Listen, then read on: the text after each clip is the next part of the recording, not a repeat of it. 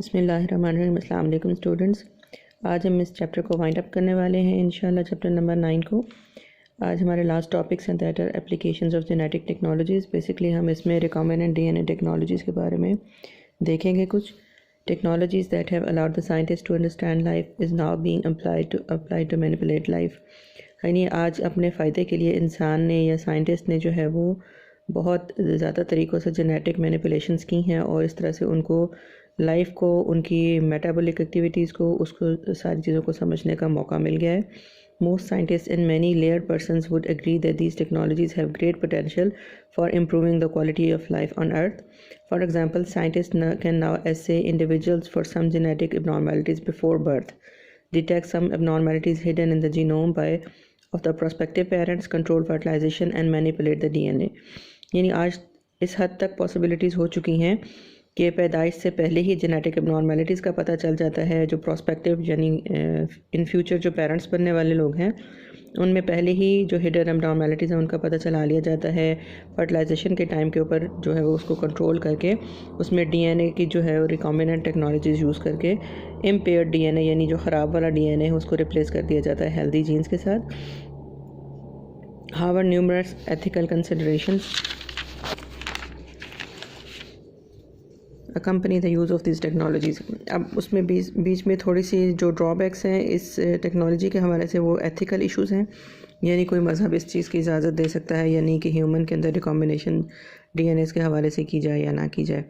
The remainder of this chapter focuses on 2 applications of genetic technologies and briefly discusses the ethical dilemmas that each application presents। First हम देखेंगे recombinant DNA. Recombinant DNA नाम से ही जाहिर है जैसे कि DNA जो ओरिजिनल है उसको किसी दूसरे डीएनए के साथ कंबाइन करके एक नई चीज़ जो है वो डिस्कवर कर लेना। Recombinant DNA techniques involve the incorporation of human और अदर डीएनए इनटू बैक्टीरिया और other host cells in hopes that the cells will become factories for the desired protein.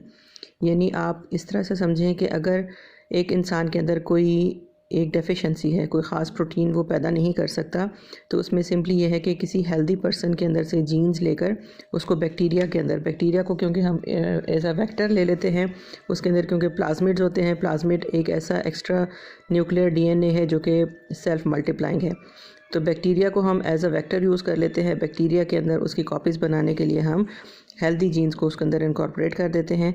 For example, most of the growth hormones used to treat dwarfism is now produced using recombinant DNA techniques. तो एक example हमारे पास ये है कि फ़र्ज़ करें कुछ लोग जो कि जिनकी ग्रोथ अच्छी नहीं होती, ये ड्वार्फ होते हैं, छोटे कद के होते हैं या उनके अंदर बॉडी के जो ग्रोथ का पैटर्न है वो सही नहीं होता, उसको सही करने के लिए हेल्दी जो इंसान है या ग्रोथ जिसकी ठीक है उसके जीन्स लेकर बैक्टीरिया के अंदर ग्रोथ करवाकर उसको दोबारा से ड्वार्फ पर्सन्स के अंदर इंसर्ट कर दिया जाए। इसको हम रिकॉम्बिनेंट डीएनए टेक्नोलॉजी कहेंगे। Recombinant DNA techniques differ depending on whether interest is in producing the protein of prokaryotic or eukaryotic origin। अब इसमें यह भी डिपेंड करता है कि हमारी जो डिज़ायर्ड प्रोडक्ट है, हम जिस चीज़ के बारे में जीन्स हासिल करना चाहते हैं या उसको मैनिपुलेट करना चाहते हैं वो प्रोकैरियोटिक ओरिजिन की है, यानी हम बैक्टीरिया से वो चीज़ लेकर इंसानों में या दूसरे ऑर्गेनिजम्स में इंट्रोड्यूस करवाना चाहते हैं, या इंसानों की ही कोई प्रोटीन या यूकैरियोट्स की प्रोटीन जो है वो इंसर्ट करना चाहते हैं उन्हीं के अंदर। Either case, however, requires a vector to incorporate foreign DNA into a bacteria। यानी जो भी हमारे पास डिज़ायर्ड प्रोडक्ट जो भी हो उसके लिए तरीका यही होगा कि हम कोई भी जो प्रोटीन का जीन है उसको हम एक वेक्टर को यानी बैक्टीरिया को यूज़ करते हुए उसके अंदर इंसर्ट करेंगे। One kind of a vector is a plasmid. Plasmids are small extra chromosomal circles of DNA that occur naturally in bacteria. They replicate independently from the bacterial chromosome and can be isolated by gel electrophoresis and can be incorporated back into bacteria using a calcium enriched medium। यानी plasmid एक ऐसा हमारे पास vector है जिसको हम आराम से bacteria के अंदर से डिराइव भी कर सकते हैं, उसको निकाल सकते हैं उसके जेल इलेक्ट्रोफोरेसिस के मेथड से, और दोबारा से इंसर्ट भी कर सकते हैं अगर हम उसी प्लाज्मिड्स और बैक्टीरिया को एक ऐसे मीडियम में रखें जो जिसमें कैल्शियम का लेवल ज़्यादा हो, कैल्शियम एनरिच मीडियम हो, तो प्लाज्मिड दोबारा बैक्टीरिया के अंदर भी चले जाते हैं। Because plasmids are self-replicating, many copies of engineered plasmids are present in each bacterial cell। उसके बाद हम एक दफ़ा प्लाज्मिड्स को जब बैक्टीरिया से निकाल कर उसके अंदर अपनी मर्ज़ी का जो डिज़ायर्ड हमारा जीन है वो इंसर्ट करके दोबारा से बैक्टीरिया में इंट्रोड्यूस करवा देते हैं, फिर उसको ग्रो करने देते हैं। ग्रोथ का मतलब ये है कि बैक्टीरिया मल्टीप्लाई करता है, अपनी कॉपीज़ जनरेट करता है। अब जितनी कॉपीज़ जनरेट होंगी बैक्टीरिया की उतने ही प्लाज्मिड्स भी कॉपीज़ बनेगी और हमारे पास अब हर बैक्टीरिया में प्लाज्मिड्स की मल्टीपल कॉपीज़ होनी चाहिए। When plasmid DNA and the DNA fragments are mixed and the enzyme called the DNA ligase is added, the fragments and the plasmid DNA may join, the plasmids can then be reincorporated into bacteria। यानी हमें एक figure के through भी ये चीज़ समझाई गई है कि हमारे पास एक प्लाज्मिड है जिसको हमने बैक्टीरिया में से लिया है, ये सर्कुलर डीएनए है, और दूसरी तरफ हम देख सकते हैं कि एक हमने अपना जो डिज़ायर्ड जीन है उसकी हमने एक कटिंग ली है। इन कटिंग्स के लिए बेसिकली माइक्रोस्कोपिक सीजर्स यूज़ की जाती हैं और स्पेशल एंजाइम्स होते हैं जिनको हम कहते हैं रेस्ट्रिक्शन एंडोन्यूक्लियसेस। इनकी मदद से ये डीएनए के स्ट्रक्चर को या डीएनए के अंदर से जो डिज़ायर्ड चीज़ होती है उसको कट किया जाता है। अब ये हमारा डोनर डीएनए फ्रैगमेंट है जो कि डिज़ायर्ड है, जिसको हासिल करना है हमने, जिसकी मल्टीपल कॉपीज़ जनरेट करनी है। हम प्लाज्मिड को एज अ वेक्टर यूज़ करेंगे, प्लाज्मिड के अंदर कटिंग की जाएगी उसी तरह से मॉलिक्यूलर सीजर्स के साथ। इस तरह से दोनों को ज्वाइन करवाया जाता है। हमारा डोनर डीएनए जो है और उसका प्लाज्मिड के अंदर जो स्पेस बनाई गई है कटिंग के बाद, इन दोनों को इंसर्ट करके दोबारा से प्लाज्मिड जोड़ जाता है उसी तरह की फॉर्मेशन में। उसको हम फिर बैक्टीरिया के अंदर इंट्रोड्यूस करवा देते हैं और बैक्टीरिया के अंदर जाकर ये अपनी मल्टीपल कॉपीज़ जनरेट करता है। फिर हम उसके बाद उसको मज़ीद जो है वो टेक्नोलॉजीज़ के थ्रू उसकी कॉपीज़ को वेरीफाई करने के बाद कि इसके अंदर हमारा डिज़ायर्ड प्रोडक्ट मौजूद है, तो उसके बाद उसको हम ह्यूमन जीनोम के अंदर इंसर्ट कर सकते हैं या उनको यूज़ कर सकते हैं, या उनसे ही आर्टिफिशियली हम अपनी जो सिंथेटिक प्रोटीन्स हैं उनको हम डिस्कवर कर सकते हैं या उसके अंदर से निकाल सकते हैं। After incorporating DNA into bacteria, the investigator must find the bacterial copies that contain the plasmid with the desired gene। अब एक दफ़ा हमने बैक्टीरिया के अंदर इनकॉर्पोरेट कर दिया, दोबारा से वो अपने पेरेंट बॉडी के अंदर चला गया प्लाज्मिड, क्योंकि बैक्टीरिया के अंदर जाने के बाद ही इसकी मल्टीपल कॉपीज़ जनरेट होंगी।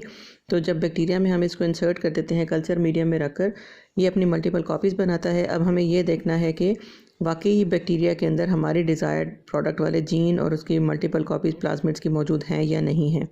Not all the plasmids will have incorporated the desired gene and not all the bacteria will have incorporated the plasmids। यानी हमें ये चीज़ देखनी है कि आया बैक्टीरिया कल्चर जो हम बना रहे हैं उसके अंदर क्या वाकई प्लाज्मिड्स गए हैं वापस, और अगर गए हैं तो क्या उनके अंदर हमारे डिज़ायर्ड जीन्स हैं या नहीं हैं।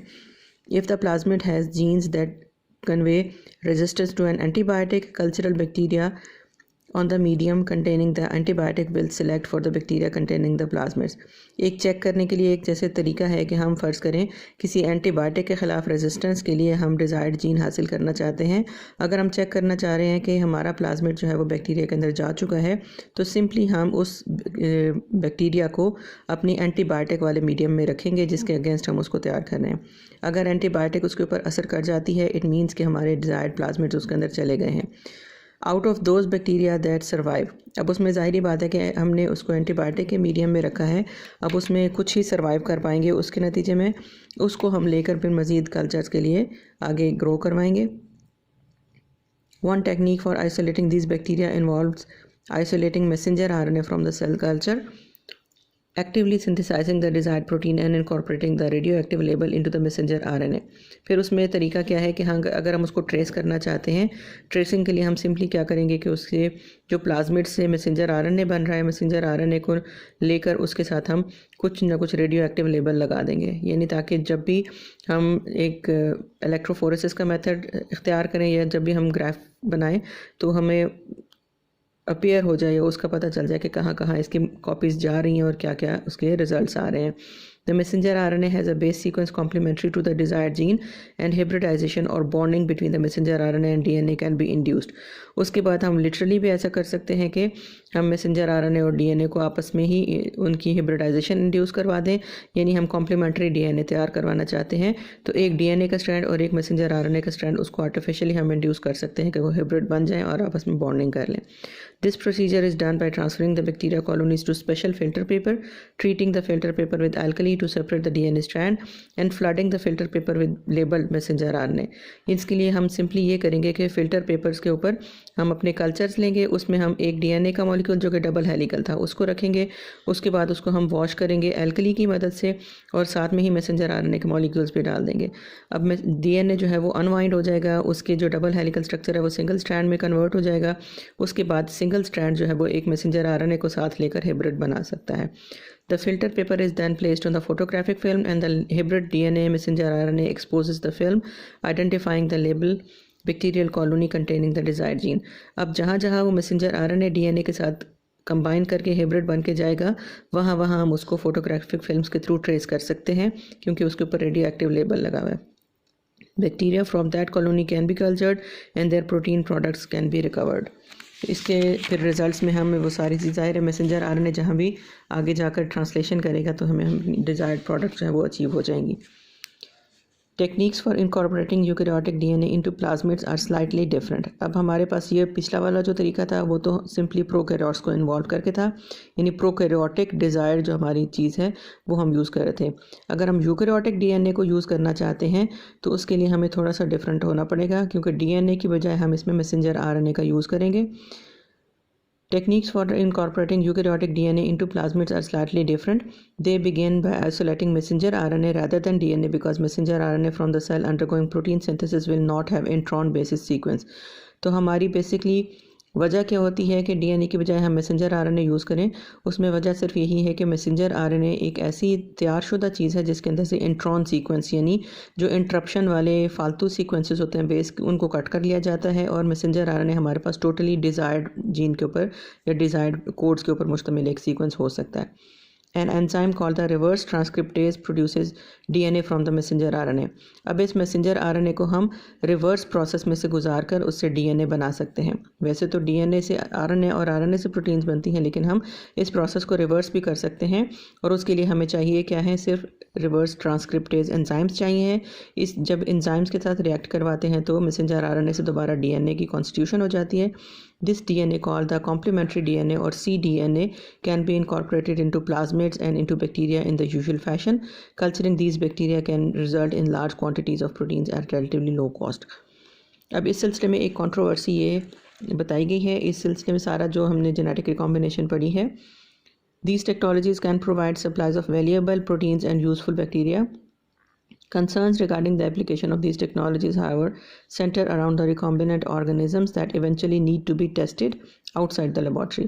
यानी ये सारा जो हमने सिलसिला देखा है ऊपर, ये तो बेसिकली हम लेबॉर्ट्री के अंदर कर रहे थे। तो हमें मसला क्या है कि अगर हम इसको वाइल्ड एनवायरनमेंट में या आउटसाइड द लेबॉर्ट्री अगर हम इसको टेस्ट करेंगे तो क्या नतीजे निकलेंगे, इसके बारे में भी कोई कंफर्मेशन नहीं है। Even though scientists may take precautions to ensure that the bacteria will have little chance of harming the environment, many people have concerns about the uncontrolled proliferation of engineered organisms। अब हमें ये नहीं पता कि अगर हम आउटसाइड द लेबॉर्ट्री, क्योंकि हमारा कंट्रोल नहीं होगा उसके ऊपर, तो बैक्टीरिया किस तरह से मल्टीप्लाई करेंगे, क्या वो हमारी मर्ज़ी के मुताबिक करेंगे या नहीं करेंगे, ये अब डिपेंड करता है कि उनको अगर चेक किया जाए या टेस्ट किया जाए आउटसाइड द लेबॉर्ट्री। तो लोगों को इसके बारे में रिजर्वेशंस ये हैं कि अगर वो अनकंट्रोल्ड फैशन में प्रोलिफरेट करेंगे या डिवाइड करेंगे तो क्या नतीजा निकलेगा।